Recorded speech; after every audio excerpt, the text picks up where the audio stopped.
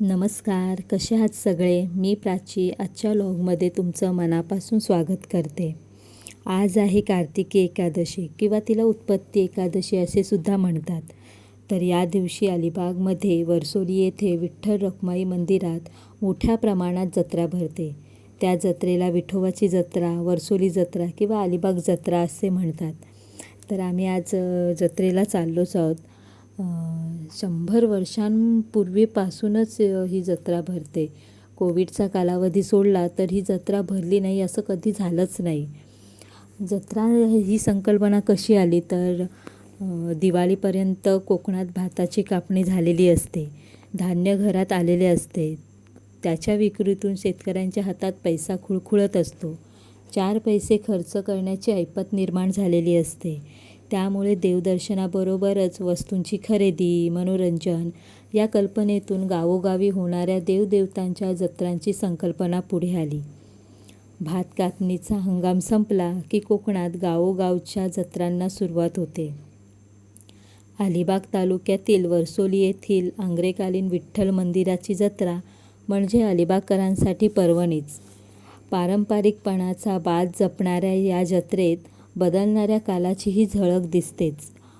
अलिबाग जवळचे वर्सोली गावचे आंग्रेकालीन विठ्ठल मंदिर सरखेल कान्होजी आंग्रे यांचे पुतणे रघुजी आणि त्यांच्या पत्नी नर्मदाबाई आंग्रे यांनी 18व्या शतकात या मंदिराची बांधणी केल्याची इतिहासात नोंद आहे. दरवर्षी कार्तिक महिन्यातील निर्मल एकादशीला या मंदिरात जत्रोत्सव असतो. जत्रोत्सवाच्या निमित्ताने अनेक धार्मिक कार्यक्रमाचे आयोजन करण्यात येत असते. तब्बल 5 दिवस चालणारी ही जत्रा अलिबागकरांसह जिल्ह्यातील भाविकांसाठी मोठी पर्वणीच असते. जत्रेच्या निमित्ताने चालणारा व्यापार उद्यम हा आजही छोट्या छोट्या दुकानदारांसाठी अत्यंत महत्त्वाचा असतो. जत्रेतील या दुकानांचा बच्चे कंपनींसह मोठेही आनंद लुटतात. वर्सोलीच्या जत्रेने जपलेली खाद्यसंस्कृती हा देखील या जत्रेतला मौजेचाच भाग असतो. शेतकऱ्यांपाठोपाठ व्यापाऱ्यांनाही या जत्रेमुळे सुगीचे दिवस येत असतात. देवाच्या पूजेसाठी लागणाऱ्या फुलांपासून अगदी केरसुणीपर्यंतची विक्री इथे होत असते. दरवर्षी या जत्रेतील उलाढाल कोटींच्या घरात असते. प्रचंड गर्दी असूनही तेवढीच शिस्तबद्ध म्हणून या जत्रेकडे पाहिले जाते. तर जत्रेत आलो आहे तर पहिलं आम्ही देवाचं दर्शन घेतो आहे विठ्ठल रखुमाईचं आणि मग जत्रा फिरणार. तर विठ्ठल मंदिराची स्थापना कशी झाली तर अलिबागमधील हे मंदिर 17व्या शतकातील पुरातन मंदिर आहे. या मंदिराची स्थापना दिनांक 24 फेब्रुवारी 1779 रोजी केली. तिथे पहिल्या मूर्तीची झीज झाली, त्यामुळे तिथे 15 ऑक्टोबर 2007ला नवीन मूर्तीची स्थापना केली. नवीन मूर्ती ही गंडकी पाषाणात घडवलेली आहे. गाभाराच्या बाहेरच्या बाजूस एक सभागृह आहे. तिथे शेषगृह व पालखीगृह आहे. याच ठिकाणी एक गरुड खांब आहे.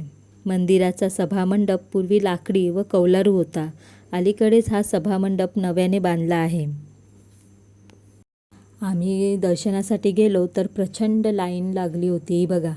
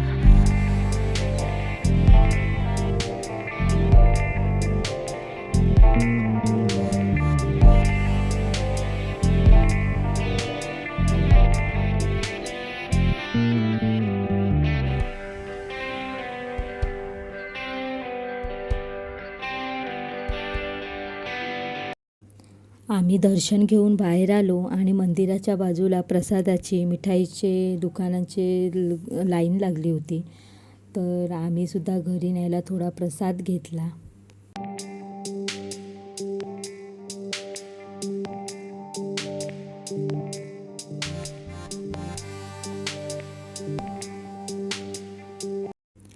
आणि मग नंतर काय प्रिशाचं पाळण्यांकडे लक्ष गेलं आणि मग मला बोलायला लागली, मम्मा मला बसायचं आहे, मम्मा मला बसायचं आहे.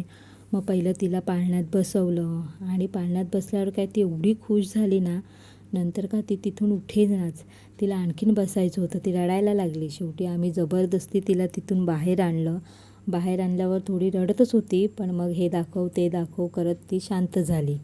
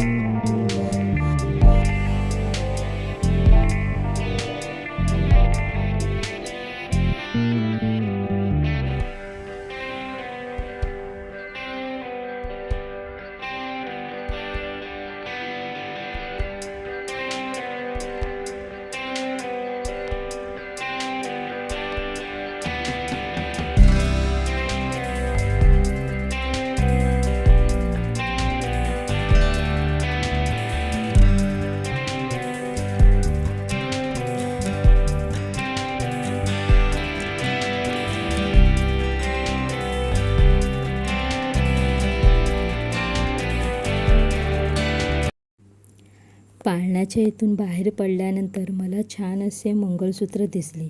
तिथे वेगवेगळ्या प्रकारची डिझाईन होती, खूप छान होती. पण माझ्या आईला पाहिजे होते म्हणून मी बघायला गेले. आईला ना असे 2 वाटीवालेच आवडतात, म्हणून मी तेच बघत होते. पण खूप छान छान डिझाईन होते. म्हणजे फॅन्सी साडीवरसुद्धा घालता येतील असे होते, डायमंडमध्ये आणि ट्रेडिशनलमध्ये पण होते. छोटे मोठे साईज असे होते. पण मला एक आवडलं 2 वाटींवालं, तर मी ते आईसाठी घेतलं.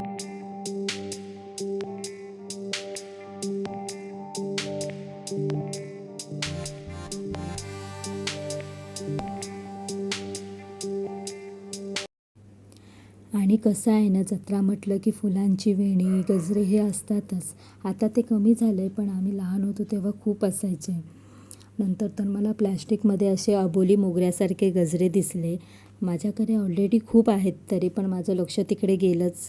खूप छान होते ते, वेगवेगळ्या कलर्समध्ये आहेत. पण जे अबोली कलर्समध्ये होते ना, ते खूप भारी वाटत होते.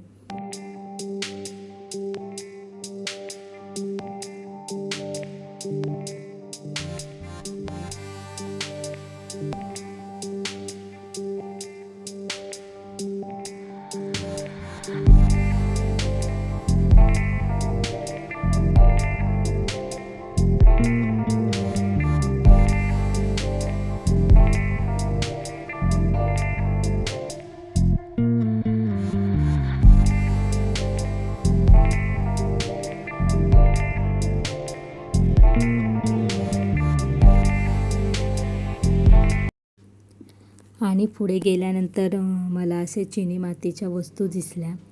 तर मला ते कधीपासून असा एक मातीचं लोणच्यासाठी जार घ्यायचा होता. असे छान वाटतात ना जार, लोणचं रोजच्या वापरासाठी भरून ठेवायला. असं एका जारमध्ये आंब्याचं लोणचं, एका जारमध्ये मिरचीचं लोणचं, एका जारमध्ये लिंबाचं लोणचं. आणि मला ना अशी छोटी छोटी भांडी खूप आवडतात. आणि माझ्या आईने मला चहाचे कप आणायला सांगितले होते. तर मला हे कप आवडले, सर्वच छान होते, पण हे जास्त आवडले म्हणून मी ते घेतले. नंतर मग पैसे देत होतो मी त्यांना, तर त्यांनी मला सांगितलं की त्या छोट्या मुलीच्या हातून द्या. तर मी प्रिशाला सांगितलं की त्या काकांना पैसे दे. त्यांनी तिच्या हातून मला पैसे द्यायला सांगितलं, कारण त्यांची बोनी होती ती. आणि हे माझ्या बाबतीत दुसऱ्यांदा घडलं आहे की दुकानदारांनी मला तिच्या हातून पैसे द्यायला सांगितले. आणि इथे बघा हे सगळं खाण्याच्या वस्तूंचे स्टॉल आहेत.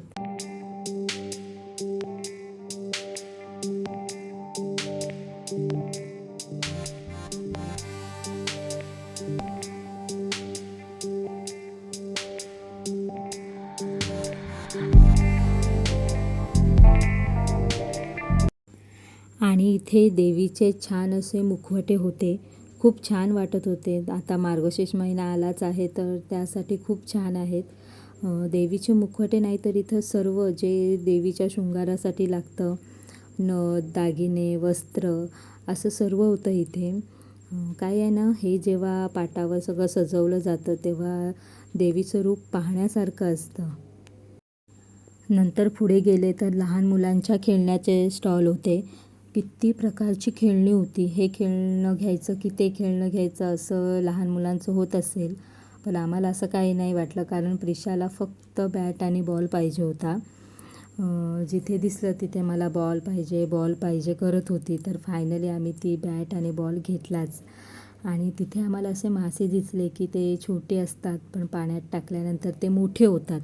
आम्ही लहान होतो तेव्हा ते बॉल असायचे, आता ते माशांमध्ये आले. तसं छान वाटतात. घरामध्ये शोसाठी ठेवले तर खूप भारी वाटेल.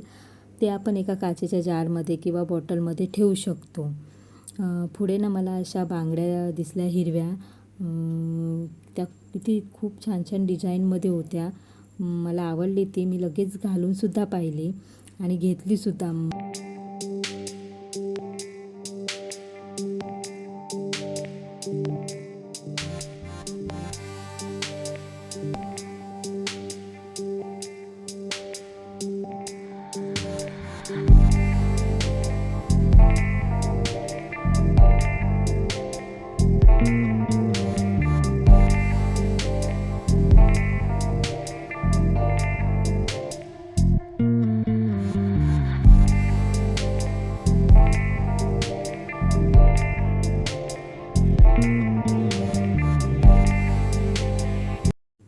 आम्ही तिथून पुढे गेलो. त्याच्यानंतर लाकडी वस्तू दिसल्या आम्हाला, किती सुंदर होत्या. पोलीपाट लाटणं, घड्याळ, वेगवेगळ्या प्रकारच्या लाकडांच्या पळ्या, चमचे, शोच्या वस्तू असं सर्व काही छान होतं. मी तिथे एक लाकडी पोलीपाट लाटणं पाहत होते. मजबूत होतं ते, पण मला ते खूप महाग वाटलं म्हणून मी ते नाही घेतलं. आणि आता लग्नाचा सीझन आहेच तर प्रेझेंट पॅकेट घेतलं. प्रिशासाठी असे छान स्कर्ट बघत होते. तिथे अगदी 1 वर्षापासून ते 14 वर्षापर्यंतच्या मुलींपर्यंत स्कर्ट होते. माझं चाललेलं की घेऊ की नको घेऊ, तर मी शेवटी घेतलेच ते. आणि पुढे झाल्यानंतर अशा छान बाहुल्या होत्या, शोच्या वस्तू होत्या ज्या आपण गणपतीसाठी किंवा रेग्युलरली आपण घरात काही सण बिन असेल तर असे वापरतो. फुलांच्या माळा किंवा असं शोच्या वस्तू वगैरे आपण ते वापरतोच. आणि इथे होते सगळं बलून. तर प्रिशासारखं बलून करत होती, पण आम्ही तिला पुढे नेत होतो आणि तिचं ना सारखं त्या बलूनकडेच लक्ष होतं, तर आम्ही तिला इग्नोर करत होतो आणि पुढे जात होतो. तर आम्ही आता घरीच जायला निघालो आहे. तर घरी जायला निघालो तर आम्हाला माझ्या सासरची मंडळी भेटली. बेडशीट घेत होती ती. मग मीही तिथे गेले. तर बघितल्या बेडशीट मीही खूप छान छान डिझाईनमध्ये होत्या. कलर पण खूप छान होते. त्यांनी काहीतरी 500ला 3 असं सांगितलं. डबल बेडशीट होत्या त्या. त्यांना आवडल्या, त्यांनी घेतल्या पण. मग आमच्या थोड्याशा गप्पा वगैरे झाल्या. त्यांनी प्रिशाला खेळणी घेऊन दिली आणि प्रिशाची काय तर मज्जाच झाली त्यानंतर. ती सगळी आत्ताच आली होती आणि आम्ही घरी जायला निघालो आहे आता. तर मग झालं, बाय वगैरे केलं आणि आता आम्ही घरी चाललो आहे.